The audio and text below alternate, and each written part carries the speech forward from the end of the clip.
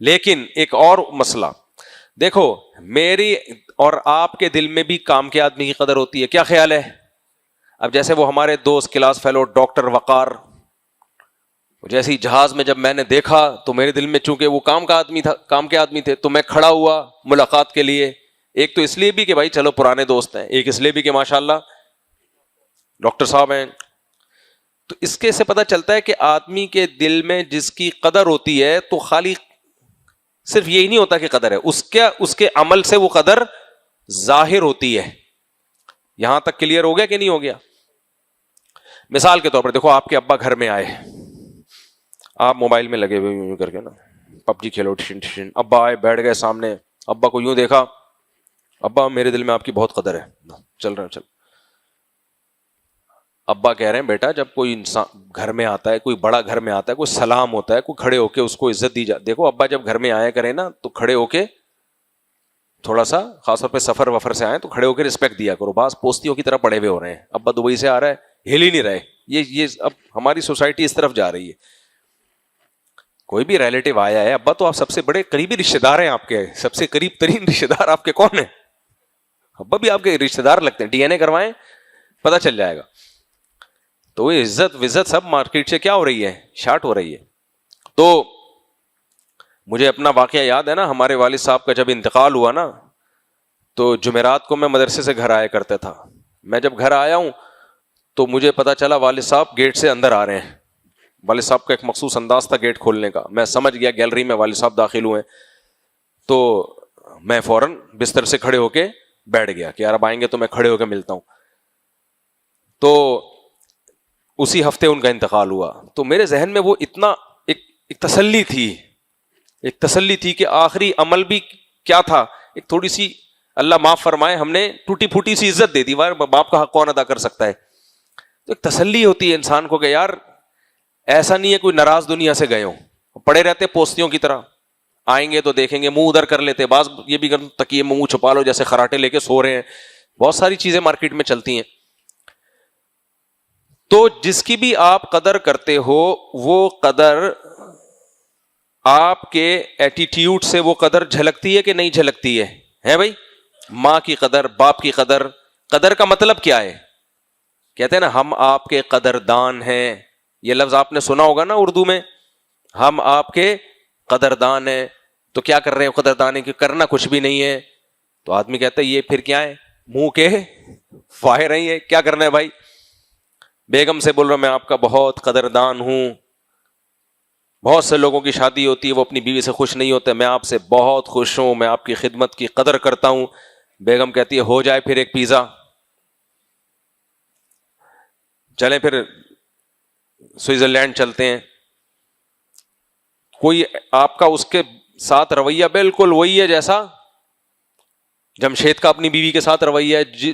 جو اپنی بیوی کی قدر نہیں کرتا تو بیگم بولے گی نا وہ تو وہ قدر نہیں کرتا، وہ بھی ویسے ہی آپ قدر کرتے ہو، آپ بھی ویسے. تو کیا یہ بھی غنیمت ہے منہ سے اظہار کر دینا، یہ بھی قدر کا ایک طریقہ ہے، لیکن یہ بھی تو ایک عمل ہے نا. کیا خیال ہے؟ خلاصہ یہ نکلا کہ جب بھی آپ کسی کو ویلیو دیتے ہو اس ویلیو کے اثرات آپ کی زبان اور آپ کے اعضاء سے ظاہر ہونے چاہیے. یہ سمجھ میں آ رہی ہے بات کہ نہیں آ رہی ہے؟ یہاں تک کلیئر ہو گیا؟ کوئی پرابلم تو نہیں ہے؟ اب مجھے ایک بات بتاؤ، کنجوس لوگ زیادہ قدر کرتے ہیں یا کم قدر کرتے ہیں؟ کم کرتے ہیں. سخی لوگ اسی عمل پہ کم دیتے ہیں یا زیادہ دیتے ہیں؟ دیکھو چھوٹی کمپنیاں، ایک پکوڑے بنانے والی کمپنی ہے، چھوٹی سی کمپنی، ہو جاتا ہے کاروبار ہر طرح کا رجسٹرڈ ہو جاتا ہے. ایک آدمی نے گولے گنڈے کا ٹھیلا لگایا، اس بزنس کو رجسٹرڈ بھی کرا لیا. وہ اپنے ملازمین کی کتنی قدر کرے گا؟ اور ایک ملٹی نیشنل کمپنی، بہت بڑی کمپنی ہے، اس کمپنی میں کوئی ملازم اگر اچھے کام کرے گا، کمپنی کو ترقی دے گا تو وہ زیادہ قدر کرے گا. دونوں کے قدر کا طریقہ برابر ہو سکتا ہے؟ توجہ ہے نا آپ لوگوں کی؟ نہیں ہو سکتا بھائی. میں ایک اسلامک بینک کے ایک بڑی اچھی پوسٹ پر ایک مینیجر تھے لیکن وہ مینیجر سے ہٹ کے بھی ان کی ایک الگ پوسٹ تھی، مجھے اس پوسٹ کا نام بھول گیا. میں نے ان سے کہا کہ آپ کی بڑی بینک میں سنی جاتی ہے، بڑی آپ کی ویلیو ہے تو آپ مینیجر کی پوسٹ پر, لیکن بڑا نام ہے یار آپ کا اس بینک میں. تو کہنے لگے میں جس برانچ میں مجھے بھیجا جاتا ہے نا میں اس کو رن کر دیتا ہوں, ٹھیک ہے نا, سب لوگ اکاؤنٹ وہیں آگے کھول لیتے ہیں, میری پی آر اتنی میں نے بنا لی ہے. کیا بینک کو اندازہ ہو گیا بھائی یہ بندہ ہمارے بہت کام کا ہے. کام کا کیسے؟ وہ کہتے ہیں میں کڑوی کثیری سنتا ہوں, کلائنٹ کی الٹی سیدھی آڑی ترچی سنتا ہوں, جو آ رہا ہے اس کا عزت دے رہا ہوں, اکرام کرا رہا ہوں. تو پھر سب لوگ کہتے ہیں یار جدھر یہ بندہ ہو ہمارا اکاؤنٹ بھی وہیں ہوگا. تو یہ برداشت سے اور اخلاق سے. اب کیا کہتے ہیں, مجھے ایسی جگہ پہ بھیجا جاتا ہے جہاں بینک کی وہ برانچ نہ چل رہی ہو نا, بالکل تھکی ہوئی ہو, کوئی اکاؤنٹ ہی نہیں کھول رہا, کہہ رہے میرا ٹرانسفر وہاں ہو جاتا ہے, چلے گا اس کو بھیج دو, اس کو بھیج دو تو یہ بینک کی یہ برانچ چلے گی. وہ کہتے ہیں میں جاتا ہوں اور چل جاتی ہے وہ, کیونکہ ایٹیٹیوڈ اتنا اچھا ہے. تو بینک والے بھی قدر کرتے ہیں پھر ایسے آدمی کی, سمجھ رہے ہیں نا. تو دنیا میں ایسا ہے, ہر جگہ قدر تو سب کی جاتی ہے کام کے آدمی کی, مگر قدر کا طریقہ سب کا ایک جیسا نہیں ہوتا. بے قدرے بھی لوگ ہوتے ہیں اور جو قدر کرنے والے ان میں بھی قدر میں فرق ہوتا ہے. کنجوس آدمی کیا کرے گا, تھوڑی سی قدر کرے گا. بہت زیادہ آپ نے احسان کیا تو ہو سکتا ہے آپ کو ایک دودھ پتی پلا دے, بس یہ اس نے آپ کی بہت زیادہ بولو قدر کی. وہی میں نے بتایا تھا نا, وہ کنجوس نے اپنے بچوں کو دیسی گھی لا کے دیا تو ڈبے سے لگا لگا کے کھاؤ. بچوں کی قدر ہے بھائی اس کے دل میں, تو گھی کا ڈبہ نہیں کھلے گا, ڈبے سے روٹی لگا کے کھاؤ گے. پھر الماری سے لگا لگا کے کھائی انہوں نے, جب ڈبے کو الماری میں رکھ دیا.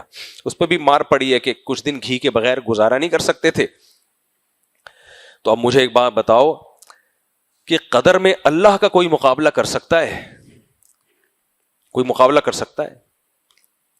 تو اس لیے اللہ کہتا ہے کہ میرے دل میں قدر انسان کے کام کی ہے. جو کام کا آدمی ہوگا میں اس کی قدر کروں گا, جو کام کا نہیں ہے تو تمہارے حسن و جمال اور تمہاری خوبصورتی یا تمہاری دولت سے مجھے کچھ لینا دینا نہیں ہے. جیسے عورت کا شوہر یا بیوی مالدار ہو, آدمی کی بیوی وہ کام کی نہیں ہے, اس کے کہہ رہا ہے میں نے تیری دولت کا کرنا کیا ہے. محلے کے امام مالدار ہے لیکن نہ نماز پڑھا رہا ہے, نہ وہ کوئی بیان کر رہا ہے, مسجد کی کوئی ذمہ داری نہیں اٹھا رہا, تو آپ کہیں گے بھائی تو آپ کا پرسنل معاملہ ہے, آپ کی گاڑی آپ, میں نے کرنا کیا ہے. تو اسی وجہ سے نبی صلی اللہ علیہ وسلم نے فرمایا کہ اللہ تعالیٰ فرماتے ہیں ان اللہ لا ينظر الى اعمالکم الى اموالکم ولا الى صورکم. اللہ کو تمہاری شکلوں سے کوئی لینا دینا نہیں ہے, اللہ کو تمہارے پیسوں سے کوئی لینا دینا نہیں ہے, کوئی ہے ہی نہیں اللہ کو اس سے کوئی سروکار. یہ تو ہمارے مسائل ہیں. وَلَٰكِن يَنظُرُ إِلَىٰ أَعْمَالِكُمْ وَقُلُوبِكُمْ. اللہ صرف تمہارے اعمال اور دل کی نیتوں کو دیکھتا ہے.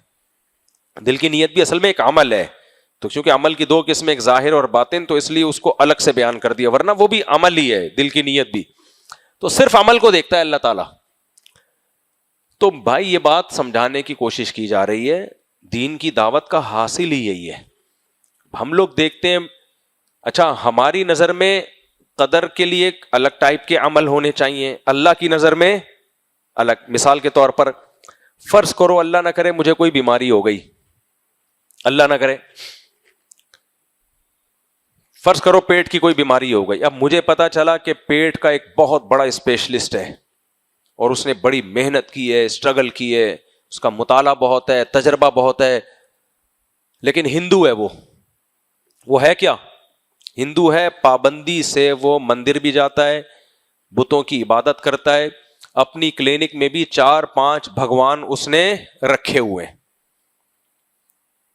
اور جو کٹر قسم کا ہندو ہے وہ, لیکن اپنی فیلڈ کا کیا ہے, بہت ماہر ہے. اور میں نے پیٹ کا دائیں بائیں سے فرض کرو علاج کرا کے تنگ آ گیا, تو میری نظر میں جب پیٹ کا مسئلہ آئے گا تو یہ ہندو بیکار ہے یا کام کا ہے؟ کام کا آدمی ہے. مجھے اس کے بتوں کی عبادت سے کچھ لینا دینا ہوگا نہ, مجھے کیا لینا دینا بھائی, تو تیرا ذاتی معاملہ ہے, تو مندر جاتا ہے, کہ میرا تو پیٹ کا علاج تیرے پاس ہے, تو کر دے بھائی. ایسا ہی ہے کہ نہیں ہے؟ تو ایک بزرگ ہیں, بہت بڑے بزرگ, نیک ہیں, آپ نے مسائل پوچھنے, فتویٰ لینا ہے, لیکن آپ کو پتہ یہ بڑے لیول کے اللہ والے ہیں, لیکن دین کا علم نہیں ہے ان کے پاس. فتویٰ باقاعدہ کسی سے سیکھا نہیں ہے, تو آپ ان سے فتویٰ لوگے؟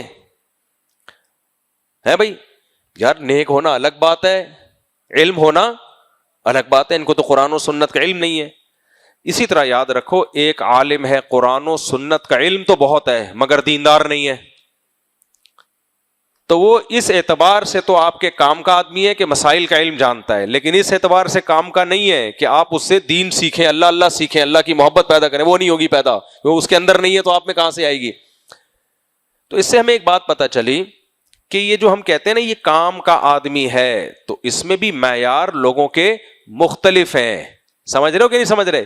ایک ہندو ڈاکٹر میری نظر میں کام کا ہے, اسلام کی نظر میں وہ کام کا نہیں ہے, کیونکہ شرک کرتا ہے. وہ شرک پر جو سزائیں ہیں اور شرک کی جو وعیدیں ہیں, قرآن تو نازل ہی شرک کی نفی کے لیے ہوا نا. کیا خیال ہے بھائی؟ قرآن نازل کیوں ہوا ہے؟ یہ بتانے کے لیے کہ کس کی عبادت کرو, ایک اللہ کی عبادت کرو. قرآن کا نزول اس لیے ہوا ہے. تو یہ ممکن ہے کہ ایک شخص میری نظر میں کام کا ہو, آپ کی نظر میں کام کا ہو, اللہ کی نظر میں وہ کام کا بولو نہ ہو, وہ کام کا نہ ہو اللہ کی نظر میں. آپ کے پیٹ کے مسائل ہیں, آپ کی نظر میں ہو سکتا ہے میں کام کا ہوں, یار مفتی صاحب بڑے کام کے آدمی ہیں, ان کا زندہ رہنا بہت ضروری ہے, بہت کام کے آدمی ہے. آپ کے گردوں میں تکلیف ہوئی, میں آپ کے کسی کام کا ہوں؟ ہے بھائی؟ بولے کہ بھائی کڈنی کے اسپیشلسٹ کے پاس جاؤ, مفتی صاحب اس بارے میں کام کے آدمی. جب گردوں کا مسئلہ ہوگا تو قدر کڈنی کے اسپیشلسٹ کی ہوگی, مفتی صاحب کی اس فیلڈ میں کوئی قدر, آپ پروٹوکول ہی نہیں دیں گے, آپ بات بھی نہیں سنیں گے. میں بتا رہا ہوں گا نہیں یہ نہیں, آپ بولیں گے وہ ڈاکٹر بیٹھا ہوا ہے, یہی اسٹائل ہوگا نا, آپ ویلیو ہی نہیں دیں گے مجھے, اور نہیں دینی چاہیے, حقیقت بھی یہی ہے. کیوں دے رہے ہو بھائی؟ جو جس کی فیلڈ ہے وہ اس میں اس کو ویلیو دے نا. 4 شادیوں کی بات آئے گی, ایک دم فوراً میرا تصور آپ کے دماغ میں گھومنے لگے گا, حالانکہ میں اس میں بھی آپ کے کسی کام کا نہیں ہوں, کیونکہ میں رشتے کراتا ہی نہیں ہوں. آج بھی ایک صاحب آئے, میں نے فلاں رشتہ, میں نے کہا بھائی ہم رشتے نہیں کراتے, میں اس میں بالکل آپ کے کام کا نہیں ہوں. اس کے ماہرین ہوتے ہیں, ماہر رشتیات, دفتر ہوتے ہیں شادی, آپ وہاں جاؤ, ہمارے پاس تو ٹائم بھی نہیں ہے اور ہماری فیلڈ ہی نہیں ہے.